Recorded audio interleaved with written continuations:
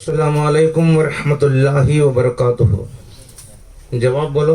वालेकुम अस्सलाम वरहमतुल्लाहि वबरकातुहू। अस्सलामुअलैकुम वरहमतुल्लाहि वबरकातुहू। చెప్పండి అబ్బా। అల్హమ్దులిల్లాహి రబ్బిల్ ఆలమీన్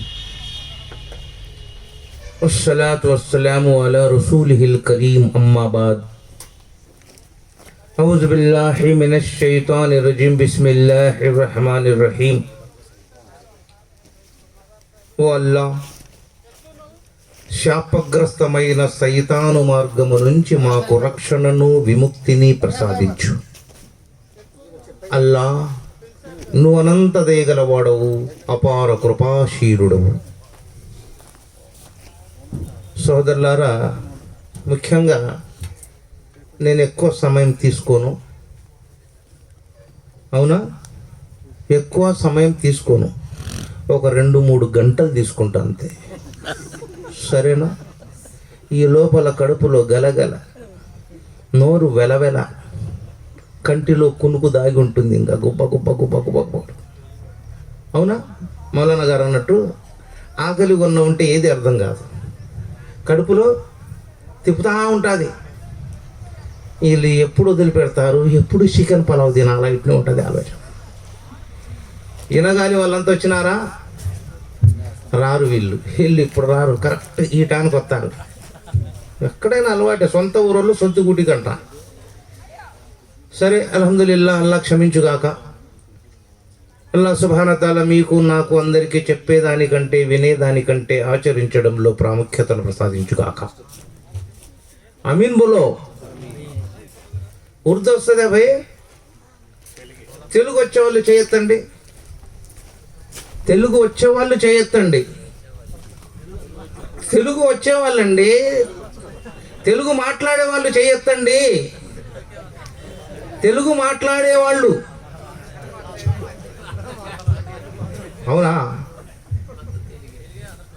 సరే, ఉర్దూ మాట్లాడలేని వాళ్ళు చేయొత్తండి, మొత్తం ఎత్తారు। ఓవి ఎక్కించి ఏవి ఎక్కించి ఉఠానంటే గరే ఉఠావు అన్నట్టుకుంది।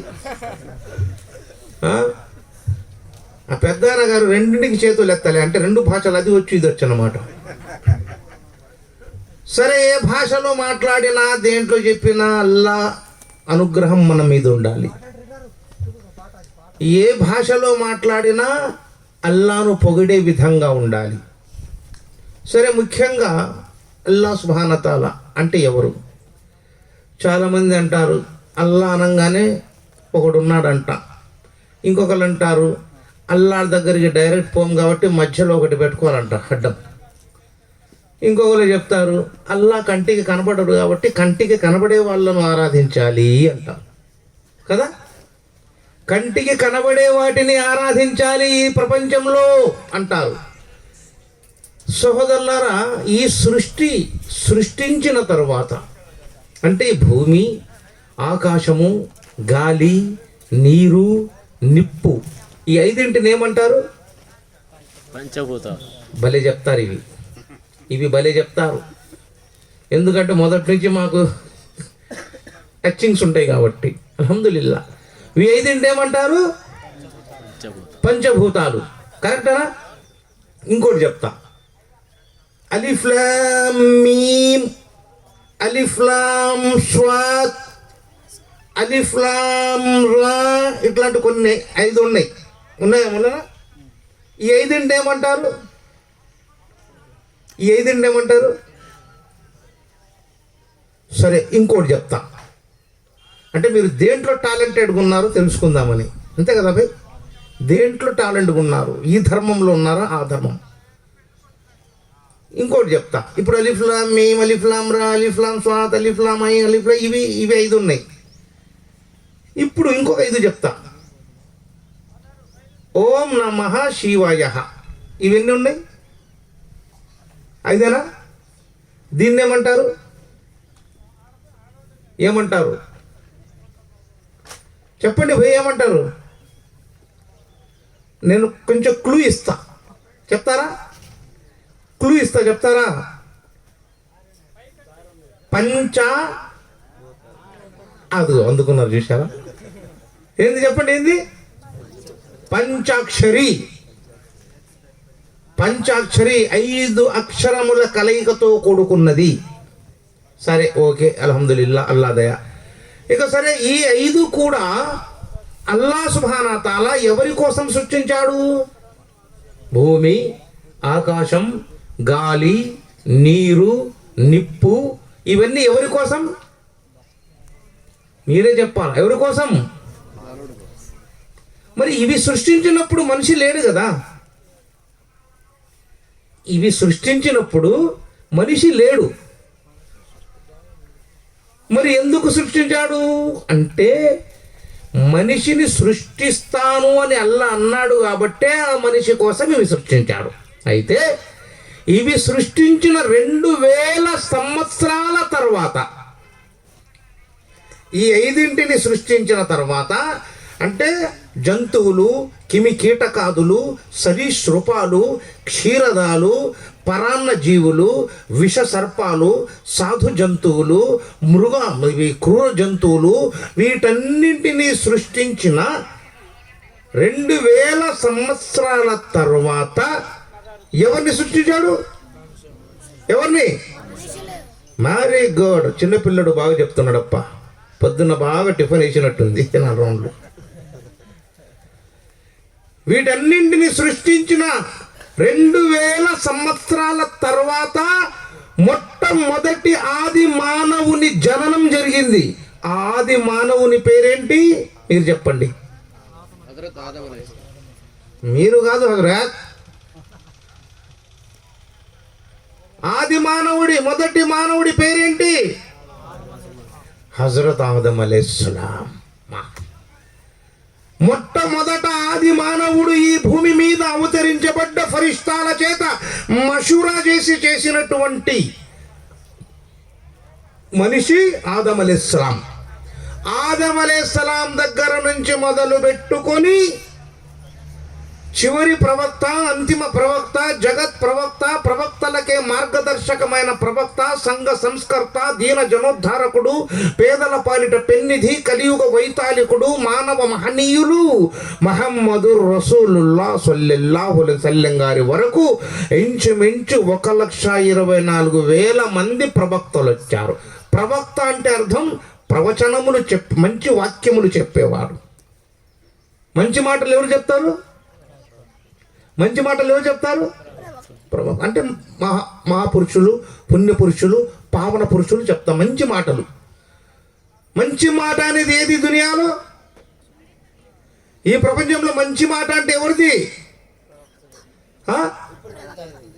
ప్రపంచంలో మంచి మాట అంటే ఎవరి మాట? అల్లా మాట. ఎస్. ఈ దునియాలో మంచి మాట అంటే ఎవరిది? చెప్పండి భయ్, ఎవరి మాట? ఈ ప్రపంచంలో దునియాలో మంచి గ్రంథం అంటే ఎవరి గ్రంథం? ఏది? ఖురాన్. మాషాల్లా, మాషా. ఈ ప్రపంచంలో దునియాలో మంచి ఆరాధన అంటే ఏది? మంచి ఆరాధన నమాజ్. బాగానే చెప్తున్నారు, చెప్పొచ్చు కదా. ఎందుకు సగం మింగుతున్నారు, సగం కక్కుతున్నారు? బ్రహ్మాండంగా చెప్తున్నారు. ఈ ప్రపంచంలో మంచి ఆరాధన ఏది? నమాజ్. ఈ ప్రపంచంలో మంచి గ్రంథం ఏంది? ఈ ప్రపంచంలో మంచి మాట ఏంది? ఇంకా ఇంతకంటే ఏం లేదు మనకు. ఉందా? భయ్? ఏం లేదు. శ్రద్ధగా వినండి, విన్నదాన్ని అనుసరించండి, పాటించండి. అందులోనే అల్లా మనకు లాభాన్ని ప్రసాదిస్తాడు. విన్నామా, బయటికి వెళ్ళామా, తిన్నామా, పోయామా, పండామా, ఇది వద్దు. ఒక్క మంచి మాట అయినా కానీ మనసులో దించుకొని దాన్ని ఎవరైతే అనుసరిస్తారో వారు ఇహపర లోకాల్లో సాఫల్యం పొందుతారు. అది గుర్తుపెట్టుకోండి. సరేనా? మంచి మాట అల్లా మాట, మంచి గ్రంథం ఖురాన్ గ్రంథం, మంచి ఆరాధన నమాజ్. అయిపోయింది. ఇక 2000 సంవత్సరాల తర్వాత మనిషి పుట్టిన తర్వాత ఇంకా మనుషులలో లక్షణాలు, శైతాను వచ్చినాడు, మార్చడానికి ప్రయత్నం చేస్తున్నాడు, అన్నీ ఉన్నాయి. ప్రవక్త అసలు మాట ఏందంటే లా ఇలాహ ఇల్లల్లా. ఏం మాట? లా ఇలాహ ఇల్లల్లా. ఇక్కడ ఎంతమంది చదువుతారు భయ్ లా ఇలాహ ఇల్లల్లా అనండి, చేయొత్తండి. లా ఇలాహ ఇల్లల్లా ముహమ్మదుర్ రసూలుల్లాహ్ సల్లల్లాహు అలైహి వసల్లం. అందరు చేయెత్తారా? సగం మంది ఎత్తలే, సగం మంది ఎత్తలేదు. అంటే దీన్ని బట్టి లా ఇలాహ కలమ రాదు. అల్లా క్షమించుగాక. ఒక ముసల్మాన్గా పుట్టి మహమ్మదు రసూలుల్లాహ్ సల్లల్లాహు అలైహి వసల్లం గారి యొక్క వారసత్వంలో ఉండి వారి ఉమ్మతిలో పుట్టి వారి యొక్క శిష్యులుగా పేరుగాంచినటువంటి వారి యొక్క త్యాగాలకు నిలయమైన ఇస్లాంలో అనుభవిస్తూ ఈ రోజు వరకు మనకు కలమా రాదు అంటే మనం ముస్లింలు అవుతామా? అవుతామా భయ్? అవుతామా? కాలేము. లా ఇలాహ ఇల్లల్లా లేరు అల్లాకు సాటి మరెవ్వరు. అల్లాకు సాటి లేరు మరెవ్వరు. అల్లాకు సాటి కల్పించిన, అల్లాకు భాగస్వామ్యులు చేసిన, అల్లా కోసం రికమెండేషన్ పెట్టినా అల్లా వీటిని ఒప్పుకోడు. షిర్క్ అంటే బహు దైవారాధన. తెలుగులో ఈ బహు దైవారాధన అనేది అల్లా ఒప్పుకోడు. ఎందుకంటే తను ఎవరికి పుట్టలేదు, ఇంకొకరికి జన్మనివ్వలేదు, తనకు సంతానము లేదు, తను ఇంకొకరికి సంతానము కాలేదు, తనకు కామ క్రోధాది షడ్వర్గ లేవు, మలమూత్రాలు లేవు, భార్య పిల్లలు లేరు, సుఖ దుఃఖాలు లేవు, కంటిలో నిద్ర లేదు, ఎప్పుడు జీవమై కలిగిన వాడు, జీవముగా ఉండేవాడు, సకల సృష్టిని గమనించేవాడు, సాదృష్ట పరిపూర్ణమైనటువంటి ధాత, అపూర్వ సంవిధాత, సృష్టిని పరిపాలించే ధాత, సృష్టిని సృష్టించినటువంటి సంవిధాత అతనే అల్లా. అతనే అల్లా. మీకు ఇంకో విషయం తెలుసా భయ్? ఈ పంచభూతాలు ఎవరి కోసం సృష్టించాడు అల్లా? ఎవరి కోసం భయ్? మానవుడి కోసమేనా? చంద్రుని వల్ల మనిషికి ఉపయోగం ఉందా? ఉందా లేదా? నేను చిన్న జోక్ చెప్తా. చంద్రుడి వల్ల మనిషికి ఉపయోగం ఉందా లేదా? ఏం చెప్పరు? మరి ఉంది అనడానికి ఏముంది? నువ్వు చెప్పన్నా, పోతా నువ్వు అన్న చెప్పు. చెప్పట్లేదు చూడాలు. చంద్రుడి వల్ల ఉపయోగం ఉందా లేదా? సూర్యుడి వల్ల ఉందా? నిప్పు వల్ల ఉందా? నీళ్ళ వల్ల, భూమి వల్ల, వీటన్నింటికంటే కూడా ఎక్కువ లాభం ఈ పంచభూతాల్లో అల్లా దేని కింద పెట్టాడు? వీటన్నిటికంటే ఈ పంచభూతాల్లో ఎక్కువ సంపద దేంట్లో పెట్టాడు అల్లా? చెప్పండి భయ్, దేంట్లో పెట్టినాడు అల్లా సంపద? చంద్రుడిలోనా, సూర్యుడిలోనా, ఆకాశంలోనా, ఎక్కడ? దేంట్లో? భూమి కింద. Very good. ఇట్లా నాలెడ్జ్ పెరగాలబ్బా. ఏందప్ప చూడండి, భూమి కింద అల్లా ఏం పెట్టినాడు? భూమి కింద బంగారం ఉందా? వెండి ఉందా? వజ్ర వైఢూర్యాలు ఉన్నాయా? పెట్రోల్ ఉందా? డీజిల్ ఉందా? కిరోసిన్ ఉందా? మాంగానీసు ఉందా? రాగి ఉందా? ఇత్తడి ఉందా? సిల్వర్ ఉందా? ఇనుము ఉందా? అభ్రకం ఉందా? మైకా ఉందా? అంటే భూమి కింద ఎన్ని పెట్టాడు సంపద అల్లా చూడండి. ఇవన్నీ సంపద కాదా? ఇంత బలమైనటువంటి సంపద, ఇంత బరువైనటువంటి ఖనిజ సంపద, ఇంత గౌరవమైనటువంటి వజ్ర వైఢూర్యాలు, ఇవన్నీ కూడా అల్లా భూమి కింద పెట్టినాడు. కానీ భూమిని మాత్రం మనిషి కాళ్ళ కింద పెట్టినాడు. గుర్తుపెట్టుకోండి, మనిషి కాళ్ళ కింద పెట్టిండు ఈ సంపద. మనిషి కాళ్ళ కింద పెట్టినాడు ఇది మొత్తం పెట్రోల్, డీజిల్ ఇవన్నీ కూడా.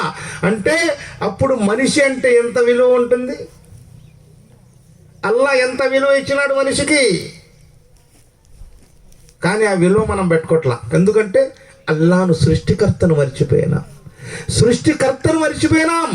దునియాలో ఎవరన్నా ఏదన్నా అంటే అదిగో నువ్వు అక్కడికి పోతే నీకు 100 రూపాయలు వస్తాయి అంటే అల్లాను కూడా మర్చిపోయి అక్కడ పోతున్నాం. ఎందుకు? 100 రూపాయల కోసం. సృష్టికర్తను మర్చిపోతున్నాం, సృష్టించిన వాడిని మర్చిపోతున్నాం, ఇహపర లోకాల్లో సాఫల్యాన్ని ప్రసాదించే వాడిని మర్చిపోతున్నాం. కేవలం తుచ్చమైన నీచమైన ధనం కోసం సృష్టిని సృష్టించిన సృష్టికర్తకి మోసం చేస్తున్నామే. రేపు ఒక జీవితం ఉంది, మరణానంతర జీవితం. చావడం ఖాయం. ఎక్కడో ఒక చోట ఏదో ఒక పూట చస్తాం.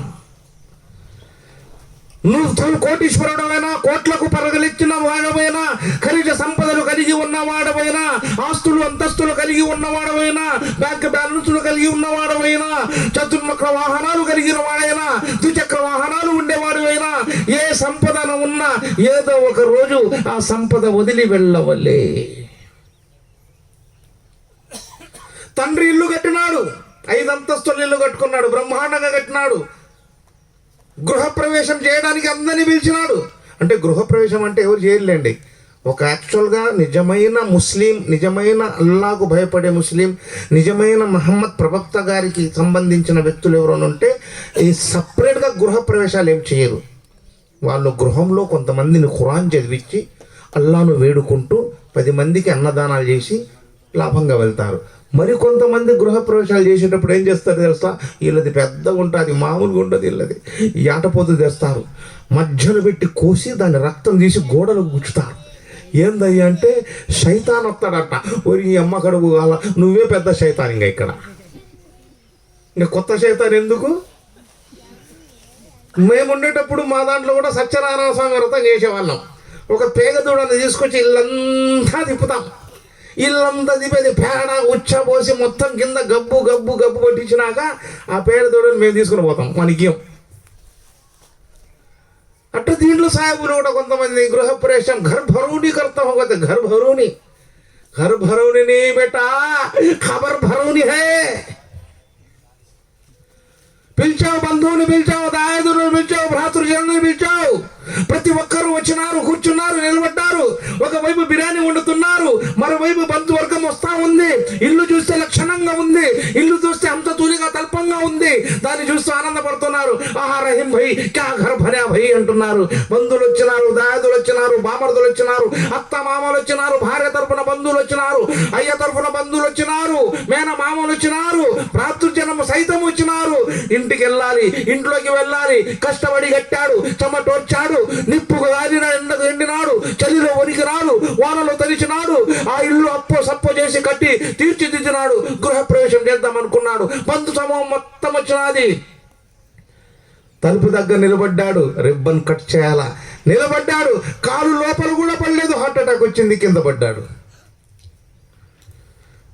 హార్ట్ అటాక్ వచ్చింది, కింద పడ్డాడు, చచ్చినాడు.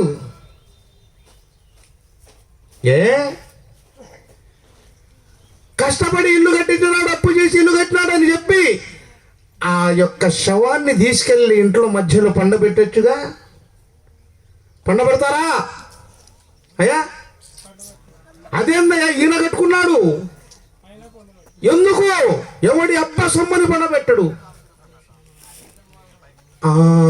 ఈ సెంటిమెంట్లు. భార్య, కొడుకు, తమ్ముడు, అన్నలు ఏం చెప్తారు తెలుసా? ఎమ్మడే బయట మంచం వేస్తారు. ఇంట్లో అడుగు కూడా పెట్టకుండా చనిపోయిన వాడిని బయట మంచం మీద పండబెడతారు. చూశాడా ఇల్లు? తిన్నాడా ఇంట్లో భోజనం? మరి ఏమైంది నీ కట్టడం? ఏమైంది నీ పెంచడం? ఏమైంది నీ వారసత్వం?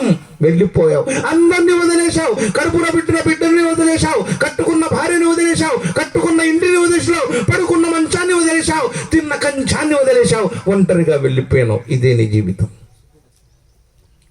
ఇదే నీ జీవితం.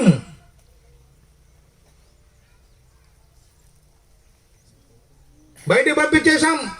అనారోగ్యంతో పడి ఉన్నాడు తండ్రి. ఇంటి బయట మంచం వేసినాం, కావాల్సిన సేవలు చేస్తున్నాం. తండ్రి చనిపోయినాడు. తండ్రిని ఖననం చేసినారు, వచ్చినారు. తండ్రి పడుకున్న కంచం, తండ్రి పడుకున్న మంచం పారేశాం కదా. పారేశామా లేదా? అంటే తండ్రి వస్తువులు ఏమి ఉండకూడదు. తండ్రి పడుకున్న మంచం పడేశాం, తండ్రి తిన్న కంచం పడేశాం, తండ్రి కట్టిన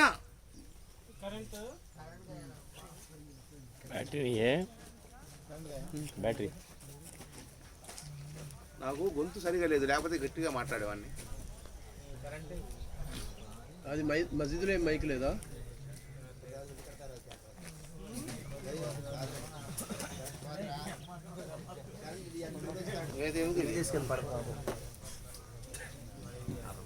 సో అందుకోసమే తను ఏం సంపాదించినా తను పడుకున్న మంచం పడేస్తామా బయట?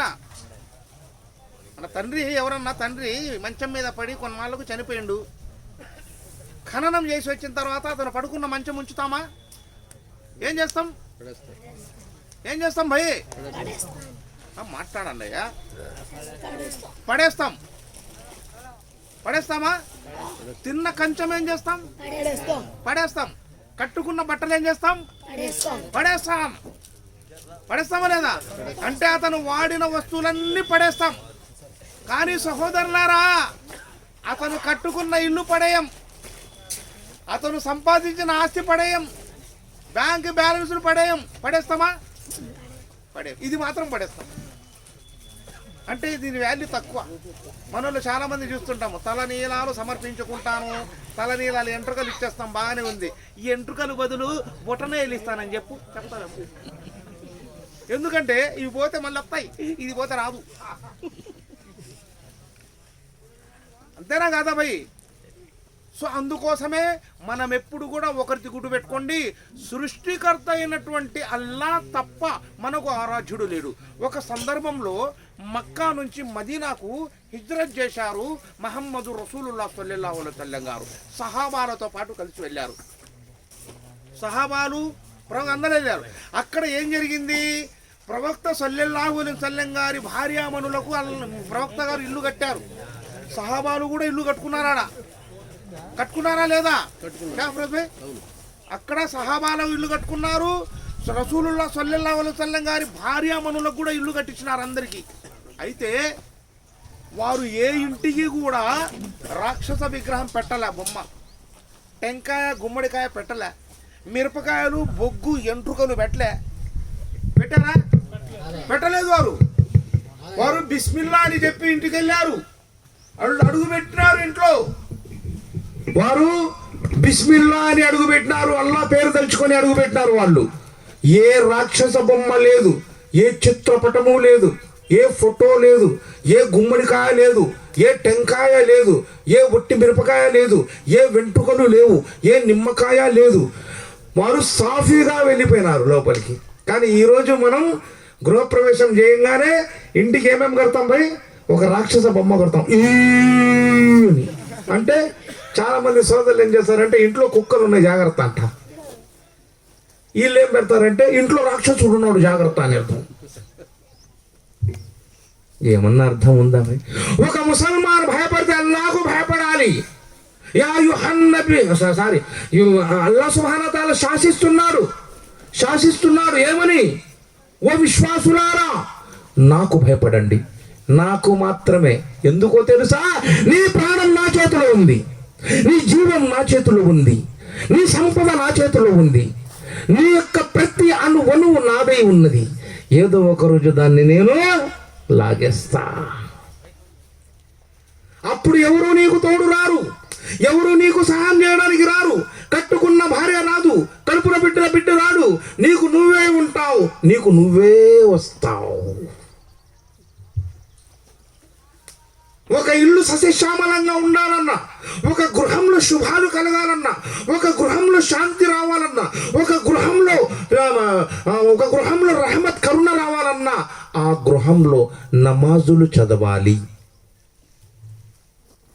నమాజ్ చదవాలి. నమాజ్ లేకుండానే మన వాళ్ళు చాలా మంది ఏం చెప్తారంటే ఎక్కడికో పోతారు, అక్కడ పోయి టెంకాయ కొడతారు, ఇక్కడ పోయి వంకాయ కొడతారు, అక్కడ పోయి బెండకాయ తగిలిస్తారు. ఏందని అంటే తాత ముత్తాతల నుంచి వస్తుందిరా. అబ్బో, తాత ముత్తాతలు 10 మందిని కన్నారు, మనం ఇద్దరికి కట్కర్లింగే అంట. ఎందుకంటే సాకలేమంట. మరి తాత ముత్తాతలు 10 మందిని కన్నప్పుడు నీ ఎందుకు ఒకడికే కోసుకుంటున్నావు? నీకు చేత కాదు. అర్థమైపోయింది నీ దగ్గర భక్తి లేదు, అర్థమైపోయింది నీ దగ్గర జీవం లేదు, అర్థమైపోయింది నీ దగ్గర మగతనము తగ్గిందని, అర్థమైపోయింది నీ దగ్గర అల్లా భయం లేదని, అర్థమైపోయింది నువ్వు నీ బిడ్డల్ని సాకలేవని, అర్థమైపోయింది నీ సంపద నీ కుటుంబానికి సరిపోదని, అర్థమైపోయింది నీకు దరిద్రం తగిలిందని. అల్లా భయం జీవితంలో కలిగి ఉండాలి. అందుకే నువ్వు దునియాలో కోరుకో. ఏం కోరుకుంటుంది? యాంతి దేవం వ్రతాదేవం యాంతశ్చ పరిభూతలం యాంతి తద్భవతి భోగశ్చ యాంతి భూతేనం ప్రబోధయ. మీరు భూమి మీద చెట్లను పుట్లను ప్రేమిస్తే మరణానంతరం వాటిని ఇస్తాం. మీరు భూమి మీద ఆస్తులు అంతస్తులు ప్రేమిస్తే మరణానంతరం వాటిని ఇస్తాం. మీరు భూమి మీద నన్ను ప్రేమిస్తే మరణానంతరం నేను దొరుకుతాను అంటున్నాడు. నేను దొరుకుతాను. అల్లాహ్కి రసూల్ సల్లల్లాహు అలైహి వసల్లం గారి విశ్వాసం ఎలా ఉండదో తెలుసా మనకు? ఈరోజు ఒక ఊర్లో మసీదు ఉంది, మసీదుకు జనాలు రావడం లేదు. ఎందుకు రావడం లేదు? ఎక్కడికి వెళ్తున్నారు వీళ్ళందరంటే అల్లాను మర్చిపోయినారు. అల్లాను మర్చిపోయినారు, బహుదైవారాధం వైపు వెళ్ళిపోయినారు, బహుదైవారాధికులైపోయినారు. ఎక్కడ కనపడితే అక్కడ దైవం అని తెలుస్తూ దైవాన్ని ఆరాధిస్తున్నారు. ఎవరో ఒకరు ఇవ్వకపోతారా తీసుకోకపోతామని ఆశపడుతున్నారు, భ్రమపడుతున్నారు, మతి తప్పి బ్రతుకుతున్నాం. ఏది రాదు, ఇచ్చేవాడు ఒకడే తీసుకునేవాడు ఒకడే. ఏకో బ్రహ్మశ్య ద్వితీయం నాస్తి. ఒకటే దేవుడు, రెండోవాడు లేడు. ఉన్నాడా? లేడు. రసూలుల్లాహ్ సల్లల్లాహు అలైహి వసల్లం గారి దగ్గరికి ఒకసారి ఒక నాన్ ముస్లిం, అంటే ఒక ముస్లిం కాని వ్యక్తి వచ్చాడు. ఇటు చూడండి, ఇటు చూడండి. ఎందుకంటే పెద్దలు చెప్తారు దృశ్యం చాలా గొప్పది అంట. వినేదానికంటే చూసేది చాలా గొప్పది. దృశ్యం అంటారు దీన్ని. దృశ్యం అంటే ఒక దృశ్యాన్ని చూస్తే అది టక్ అని చెప్పి మైండ్లోకి వెళ్ళిపోయి గుండెలోకి నిలబడి స్టక్ అయిపోతుంది. వినేది మర్చిపోవచ్చు, దీంతో వినేది. కానీ చూసే దృశ్యం మాత్రం ఇది శాశ్వతంగా ఉంటుంది. అందుకే ఇక్కడ నేను కాదు, మౌలానా సాద్ సాబ్ గారు రానివ్వండి, ఇంకొకరు రానివ్వండి, తారిక్ జమీల్ సాబ్ గారు రానివ్వండి, ఇంకా పెద్ద ఎవరు వచ్చి ఇక్కడ బ్యాన్ చేస్తున్నా ఓ హా అంటున్నా కానీ పక్కన ఎవరైనా హీ అన్నాడు అనుకోవడానికి చూస్తారు లేదా? ఎందుకు? ఆ దృశ్యం. ఇది ఉండకూడదు బయాన్లలో, ఇది ఉండకూడదు దీని ఆధ్యాత్మిక కార్యక్రమాలు. మనం ఎక్కడికి వచ్చాం? ఒక ఆధ్యాత్మిక భావన కలిగిన ఒక ప్రాంతంలో ఉన్నాం, ఒక ధార్మిక బోధన కలిగినటువంటి ఒక ఆధ్యాత్మికతలో కూర్చొని ఉన్నాం. ఇక్కడ కేవలం అల్లా రసూల్ మాటలు తప్ప ప్రపంచక మాటలు ఉండకూడదు, ప్రాపంచిక విషయాలు మాట్లాడకూడదు, సెల్ ఫోన్ వైపు చూడకూడదు. కానీ మనోళ్ళు కొంతమంది యువకులు అయితే ఫోన్ చూసుకుంటూనే బయాన్ వింటూనే ఉంటారు.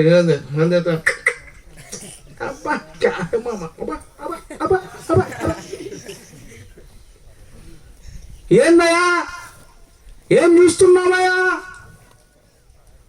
ఇంకా నయం తల్లిదండ్రులు రాత్రిపూట అయితే వాడు రాత్రిపూట రూమ్లో కూర్చొని ఫోన్ చూస్తుంటాడు 3 గంటలకు.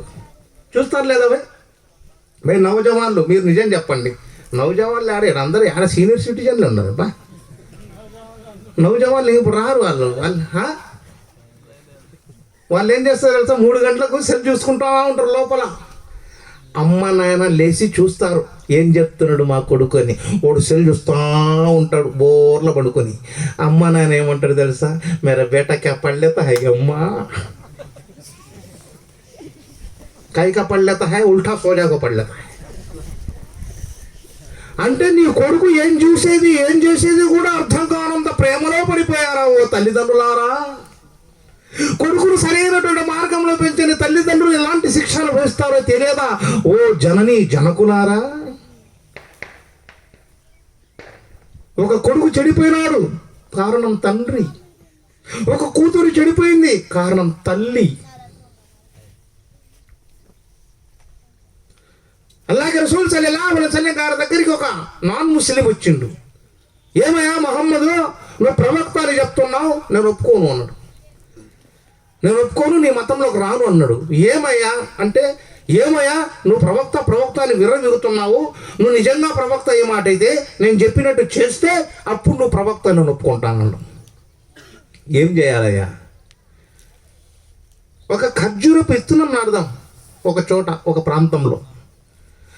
అది రేపు ఉదయానికల్లా వృక్షమై దాని ఖర్జూరపు పండ్లు గుత్తులు గుత్తులు కాస్తే అప్పుడు నువ్వు ప్రవక్త అని ఒప్పుకుంటాను. చూడండి, రాత్రికి రాత్రి జరిగిపోవాలంట. రాత్రికి రాత్రి ఇత్తనం నాటి అది పెద్ద వృక్షమై దానికి గుత్తులు గుత్తులు ఖర్జూరపు పండ్లు కాస్తే అప్పుడు ఆయన ప్రవక్త అని ఈయన ఒప్పుకుంటాడంట.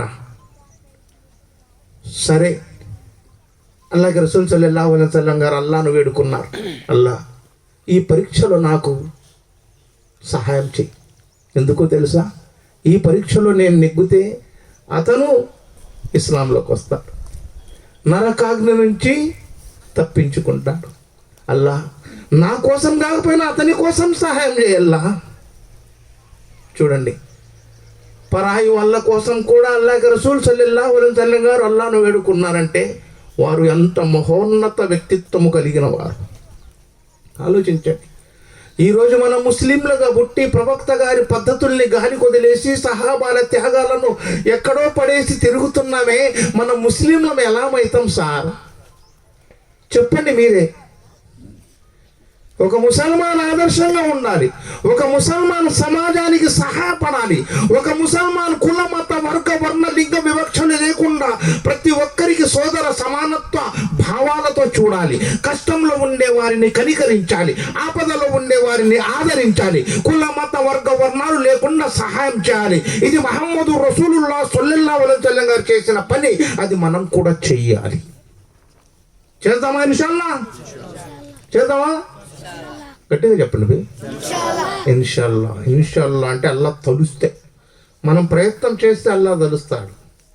ఇక్కడ ఇన్షాల్లా అంటాం, బయటికి పోరే బోలుగా అల్లా అంటాం కదా. ఇక్కడ ఇన్షాల్లా ఆధ్యాత్మిక కరంలో ఇన్షాల్లా మై కరుంగా భై జరూర్. అదే ఇంటి దగ్గర భార్య ఏమయ్యో 1 కేజీ చికెన్ తీసుకురాపో అన్నదనుకో, ఇన్షాల్లా అంటామా?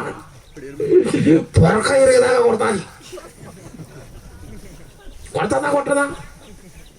సో అక్కడ ఇన్షాల్లా అన్నాం, ఎందుకంటే అట్లా తప్పదు కాబట్టి. అచ్చానే బీబీ జాకో లాతం స్కిన్లెస్ గా లవ్ జీ అంటే అచ్చా బా. సో ఇది కాదు ఇక్కడ మనకు కావాల్సింది. అడిగినారు, నాటినారు, ఇత్తనం నాటినారు, నీళ్లు పోసినారు, వెళ్ళిపోయినారు. అర్ధరాత్రి సమయమైంది. రసూలుల్లాహ్ సల్లల్లాహు అలైహి వసల్లం గారు వారు ఇంటికి వెళ్ళిపోయినారు. అర్ధరాత్రి సమయం అయినది. ఈ యహూదీకి భయం వేస్తుంది, కంగారు పడుతున్నాడు, ఇబ్బంది పడుతున్నాడు. ఒకవేళ ఇది ఉదయానికల్లా పెద్ద వృక్షమై దానికి ఖర్జూరపు పండ్లు కాస్తే అతను చెప్పినట్టు అతనికి విశ్వాసంలోకి రావాలేమో, అతను ప్రవక్తగా ఒప్పుకోలేమో, నేను ఎన్నటికీ ఒప్పుకోనని చెప్పి రాత్రికి రాత్రి వెళ్ళి ఎక్కడైతే ఇత్తనం నాటినాడో ఆ ఇత్తనాన్ని లాక్కని వెళ్ళిపోయినాడు తీసుకుని. ఉదయాన్నే ఇరువురు మళ్ళీ అదే స్థలంలోకి చేరుకున్నారు. అల్లాహ్ రసూల్ సల్లల్లాహు అలైహి వసల్లం గారు మౌనంగా నిలబడి అల్లాహ్ను వేడుకుంటున్నారు, అల్లాహ్కు పొగుడుతున్నారు. ఈ అవిశ్వాసి నాన్ ముస్లిం యహూదీ అక్కడ దృశ్యాన్ని చూశాడు, కంగారు పడ్డాడు, భయపడ్డాడు. అక్కడ ఒక పెద్ద వృక్షం ఉంది, దానికి గుత్తులు గుత్తులు ఖర్జూరపు పండ్లు కాసి ఉన్నాయి. దగ్గరికి వెళ్ళాడు, ఒక ఖర్జూరపు పండు తీసుకొని నోట్లో పెట్టి కొరికినాడు. వెంబడే దాంట్లో ఇత్తనం లేదు.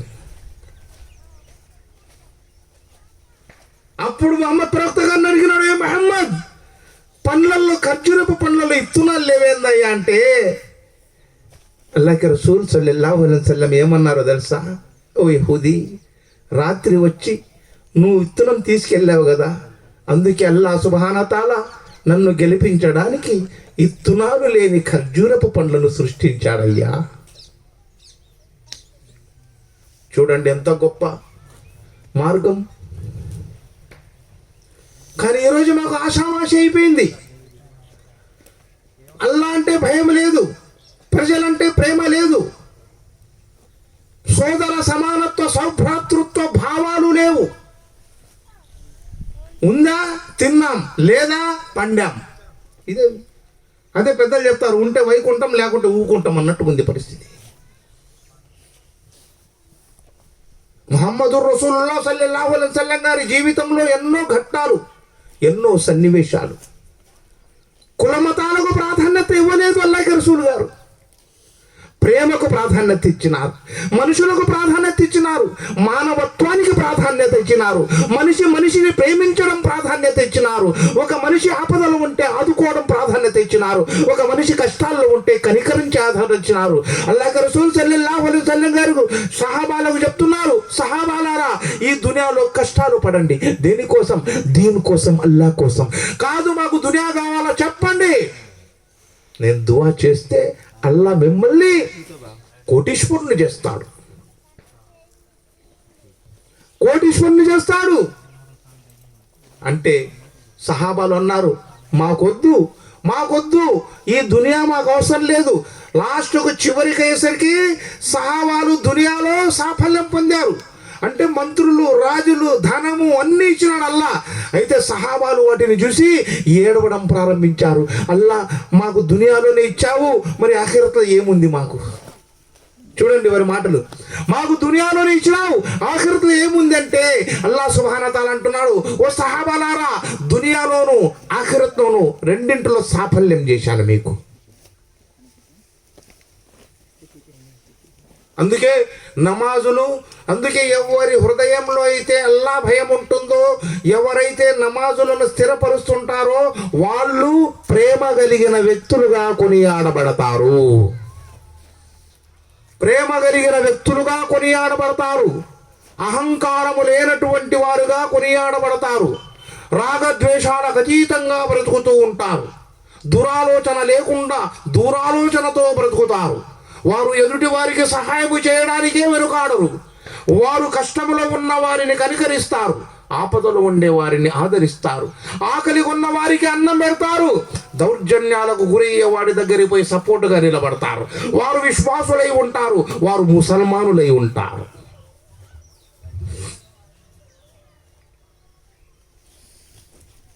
ఒక ముసల్మాన్గా పుట్టి, ఒక ముసల్మాన్ అంటే చాలా మంది ఏమంటారంటే ముసల్మాన్ అనేది ఒక తెగ, ఇది ఒక జాతి. ఏం జరిగినా ముసల్మాన్ ముసల్మాన్ ముసల్మాన్ ముసల్మాన్. పక్కన ఉన్న పిత్తిండ్రు అనుకోండి, గట్టిగా వాసన, మంచి వాసన వచ్చింది అనుకోండి, అరే ముసల్మాన్ ఇచ్చి పాది, అరే బిర్యానీకి బాగా సాతహాయ్ అంటారు, వాని మీదే పెడతారు. ఎందుకంటే బిర్యానీలు తినేది ముసల్మాన్లుగా ఎక్కువ, బిర్యానీలు తినేది ముసల్మాన్లుగా ఎక్కువ. అందుకోసం ఏం చేసినా ముసల్మానే, గోరింటాకు పెట్టుకున్న ముసల్మానే, గోకుడుకు పెట్టుకున్న ముసల్మానే, గూకిన ముసల్మానే, గిక్కున్న ముసల్మానే. అసలు ముసల్మాన్ అంటే అర్థం విధేయుడు, ఒక ముసల్మాన్ అంటే అర్థం ప్రేమికుడు, ఒక ముసల్మాన్ అంటే అర్థం సమాజంలో నిలబడ్డవాడు, ఒక ముసల్మాన్ అంటే అర్థం అల్లాహకు భయపడి జీవితాన్ని గడిపేవాడు. ఒక ముసల్మాన్ని చూస్తే అల్లాహ్ గుర్తుకు రావాలి. కానీ ఈరోజు మా ముసల్మాన్లను చూస్తే వామ్ము ఎవరెవరు గుర్తుకొస్తారు. ఎందుకు పోయి నమాజులు లేవు, ఇండ్లల్లో నమాజ్ అసలు ఉండదు. ఏమనంటే చిత్రపటాలు ఉంటాయి, దానికి అగరబత్తీలు, మిరపకాయలు, దొండకాయలు, బెండకాయలు అన్నీ పెట్టి కొట్టుకుంటారు. చేత్తో కొట్టుకోకండి సార్, 2 చేతులతో రండి, చెప్పులు తీసుకుని కొట్టుకుందాం. గుబా జిష్టి పోతుంది, ముష్టి పోతుంది, అన్నీ పోతాయి లేదా సార్? చేత్తో కొట్టుకుంటే మన దెబ్బ మనకే తగులుతుంది, దాంతో కొట్టుకుందాం. పాప పరిహారం ప్రక్షాళనేనం న పవిత్రతే పూజ్యం తతో గుణేనం అపవిత్రత. ఇదేందర సాయి మళ్ళీ పాటలు పాడుతున్నాడు అంటారబ్బా. సో అందుకే ఇప్పుడు ఒప్పుకుంటున్నారా సృష్టికర్త ఒకడేనని? ఒప్పుకుంటున్నారా? నేను ఎక్కువసేపు తీసుకొని మీకు చెప్పిన 2-3 గంటలు తీసుకుంటాను. అఫ్రోజ్ భాయ్ అసర్ తర్వాత మాట్లాడుకుంటాడు, ఓకేనా అయ్యా? అయిపోయింది, గంట గణగణ మోగింది, అయిపోయి. సో కాబట్టి ఇన్షాల్లా అల్లాహ్ సుబ్హానహు వ తఆలా మీకు నాకు అందరికీ చెప్పేదానికంటే వినేదానికంటే ఆచరించడంలో ప్రాముఖ్యతను ప్రసాదించుగాక. మరియు ఇహపర లోకాల్లో అల్లాహ్ మాకు సాఫల్యాన్ని ప్రసాదించుగాక. ముఖ్యంగా ఒక ముసల్మాన్ విశ్వాసంతో బతకాలి, ఒక ముసల్మాన్ నమాజులు స్థిరపరచాలి, ఒక ముసల్మాన్ అల్లాహకు భయపడి జీవితాన్ని గడపాలి, ఒక ముసల్మాన్ అల్లాహకు తప్ప ఇంట్లో ఎలాంటి బొమ్మలు పెట్టుకొని పూజించకూడదు, ఎలాంటి ఆధారాలు లేకుండా ఇంటికి వెళ్ళకూడదు. మరియు అల్లాహ్ చేస్తే అన్ని చేస్తాడు, అల్లాహ్ ఇస్తే అన్ని ఇస్తాడు, అల్లాహ్ తీసుకుంటే అన్ని తీసుకుంటాడనే విశ్వాసం కలిగి ఉన్నవాడు ముస్లిం అవుతాడు. సరేనా భయ్? నమాజులు చేద్దామా? వఖిర్ దానా అల్హమ్దులిల్లాహి రబ్బిల్ ఆలమీన్. అల్లా సుబ్హానహు వ తఆలా మీకు నాకు అందరికీ చెప్పేదానికంటే వినేదానికంటే ఆచరించడంలో ప్రాముఖ్యతను ప్రసాదించుగాక. వాఖిర్ దఅవానా అల్హమ్దులిల్లాహి రబ్బిల్ ఆలమీన్. ఇప్పుడు